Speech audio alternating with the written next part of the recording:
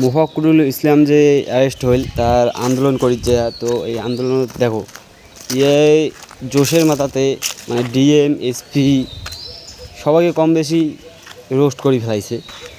এই জন্যে বেচারাটা আর কি কই, লাস্ট পর্যন্ত দেখো ভিডিও গান।